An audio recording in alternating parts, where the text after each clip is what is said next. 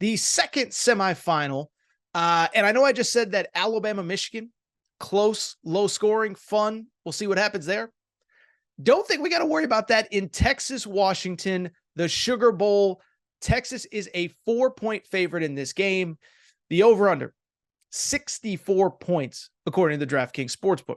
Now, before we get into the preview, a couple things stand out. One, it is worth noting, there are a couple interesting off-the-field storylines. One, Steve Sarkisian, obviously coaching against his former team. Now, it's been a long time. It's not like he has players that he recruited or whatever, but that's kind of interesting. But I think what's much more interesting is that these two teams actually faced each other a year ago in the Alamo Bowl. A lot of the same players that were on the field last year are on the field this year. Michael Penix, Quinn Ewers, a lot of the defensive guys on both sides. And so it's interesting because last year, that Washington win, I thought really propelled them into this season. And obviously with the Texas loss, they went 8-5, and you kind of said, okay, they're improving, but do they really deserve this college football playoff buzz? Well, it turns out they did, as they are here. And really, as I look at this game, I think that's the place that I need to start. If you listen to last week's show, I don't want to say I was wrong about both teams because Washington I thought would be close and high scoring, and it was, but I was dead wrong on Texas. So for all the Texas fans, all up in my mentions, all the comment sections, you guys and girls were right. I was wrong. I got to own it. When I looked at Texas coming into that Big 12 championship game, I said, are we sure they're that good? Are we sure they are as good as they looked against Texas Tech, a bad team when they put up 57 points? Or is it possible that that was a one-game aberration and that they played a lot of close games throughout the year, whether it was Kansas State, TCU, Houston, etc.? Well, we have our answer. The Texas Tech game was not an aberration, as you could argue that Texas was as impressive as anybody last week in championship week. I'll tell you, it's crazy. I was actually traveling on Saturday, boarded my plane right around the time that this game kicked off. By the time that I got on the plane and got enough Wi-Fi to actually watch this game, Texas was already up 21-0. And really, not only were they up 21-0, but it was never even close. It was never even competitive. You're facing a 9-win Oklahoma State team, a team that beat Oklahoma earlier this year. And you put up 662 yards. Quinn Ewers throws for 452 yards. And I think this is an important part of this conversation about Texas. They ran the ball very effectively. Now, Oklahoma State is not elite defensively. But at the same time, remember, Texas was without Jonathan Brooks, a guy that many had trending as a potential first-round running back, one of the best running backs in the NFL draft this year.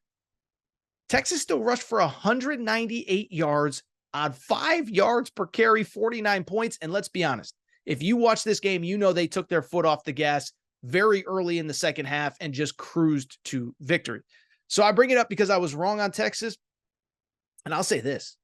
Wasn't America wrong on Washington? Like, I could say, I don't ever remember a single game. I said this to a buddy this week.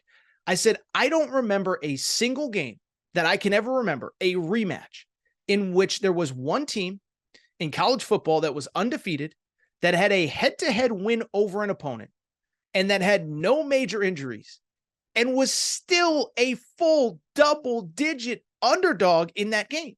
And so why I took the over, I missed by 1.5 points, as opposed to the spread, I said, listen, I think Oregon's going to win. I'm not going to lie. I'm not going to sit here and pretend that I picked Oregon to win outright. But at the same time, or that I picked Washington to win outright, excuse me. But at the same time, I said, Washington's competitive. Washington, like they're not just going to roll over because Oregon's a 10-point favorite. And as a matter of fact, that's great bulletin board material. Now, in terms of that game, I will say, and I know I want to start previewing Washington, Texas, but I think there is an important theme that I took out of that game. It is this. It is that I think everybody thinks of Washington, the number one pass offense in college football. And they say, oh, they're soft. They just chuck the ball all over the field like they're a Mike Leach air raid team or whatever. But what I've noticed, and by the way, shout out Mike Leach, rest in peace, love the guy, whatever. But you get the point.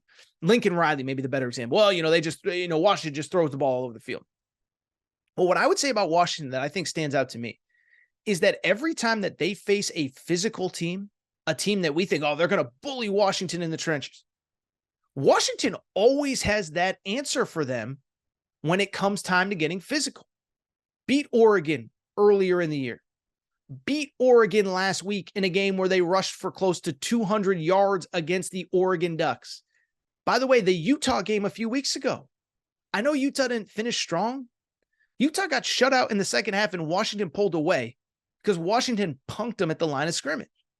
And so that is something we have to consider here, because the early analysis that I have seen is, well, Texas, they got so many NFL guys up front and they got so many this and they got so many that and they're so physical. It's like, yeah, so was Oregon. That's why everybody picked Oregon to win. So I think that's part of it. Washington, can they match the physicality of a Texas team, which is elite on both lines? A Texas team, which has the number 4 run defense in all of college football, but also a very good run offense as well in the top 25 nationally. That's one. I think they can. 2, the bigger question, which everybody wants to know. Can either team stop the other team's passing attack, right? Because Michael Penix might be a first-round pick this year. Quinn Ewers will probably be a first-round pick, whether it's this year or next year, whenever he ends up declaring. And overall, not only are these 2 of the elite pass offenses in college football, Washington number 1 in the country in passing offense, Texas number 19 in the country in pass offense.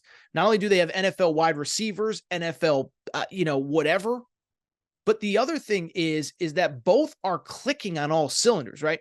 You can be good at a thing over the course of the season, but at the same time, both these teams are playing great. What did I just say? Quinn Ewers, 462 yards passing last week for the Texas Longhorns. That is insane. I don't care who the defense is. And then obviously Michael Penix speaks for itself. And what's especially interesting about this game, and this is something I've heard a lot of people talk about, the strength of each team, the pass offense, is going up against the weakness of the other team. Texas with the 98th ranked pass defense in all of college football. Washington, by the way, are you ready for this? You think Texas is bad? Washington has the 122nd ranked pass defense in college football. And so on paper, listen, I think you could sit there and say, well, those are the 2, that is the biggest weakness that anybody in this playoff has. Washington's secondary. And I'm not going to sit here and lie and say that they have Georgia's athletes or Alabama's athletes or whatever. But I also will be honest on one thing. I went ahead and kind of did a real deep dive on this game because I want to make sure, is there something that I'm missing? Neither of these pass defense is good, but is there something more to it that I'm maybe not seeing? Well, I found this very interesting. Yes, Washington has the 122nd ranked pass defense. Yes, Texas has the 94th ranked pass defense coming out of last week. But here, check this out. You know who had the most total passes thrown against them this year? It was the Washington Huskies. You know who was number 4 in the same category, most passes thrown against? It was Texas. And so something struck me. These secondaries aren't great. I'm not going to sit here and lie and say they're perfect. But is it possible? Are they that bad? Or have both of these teams been able to get up big in so many games, it has led to other teams having no choice but to throw the ball against them? I'd add with Washington. Yes, they have the 122nd ranked pass defense, but also remember this. They face Caleb Williams, and you could criticize Caleb Williams. I thought he did everything he could to help elevate that USC team, and he didn't get any help around. They faced Bo Nix twice. They faced Cam Ward and Washington State, the number 6 total offense in the country. So yes, Washington's defense isn't great. Yes, their secondary is questionable, but they also had more passes thrown against them by better quarterbacks than probably any secondary in college football. Texas, it's the same. Bad opponents get up big. Opponents are forced to throw the ball. And so I don't believe that either pass defense is as bad as people make it out to be. And here's the other thing. Texas finished the regular season 5th in the country in interceptions, had a total on the season of, I believe it was 18 interceptions total, if my math is correct here. 16 interceptions. 5th in the country with 16 interceptions. Washington tied for 5th in the country in interceptions. So the point I'm trying to make, both teams have a questionable secondary, but is it really questionable? They, first of all, they're combined 25-1, so that's worth noting. But 2, on top of that, 1st and 4th most passes thrown against them, and they're both tied for 5th in interceptions as a secondary. And so when I look at this game, like the first one, I think it's close. I think it's back and forth.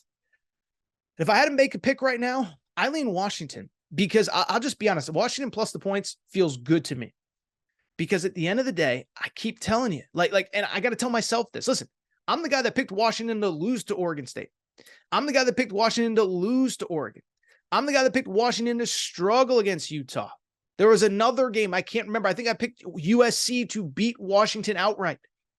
I keep picking against this team, and they keep proving me wrong. And what I think we're seeing, Kalen DeBoer, he's not sexy. He's not a housewarming. I'm sure there's some ladies out there that would say he's sexy, but I'm talking about from a name brand perspective.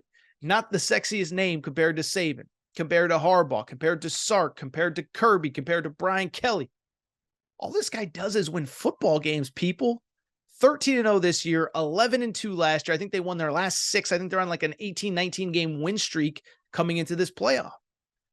By the way, his record at Sioux Falls when he was the head coach about a decade ago at the NAIA level was like 60-6. So this guy just wins games. And you give him a month to prepare. I like Washington. I think I like them to win this game outright. I certainly like them plus the points. It's worth noting this opened at 4.5. So the early money coming in on Washington. But go ahead and give me the Huskies plus 4. That is my unofficial, early in the process, best bet on the Huskies.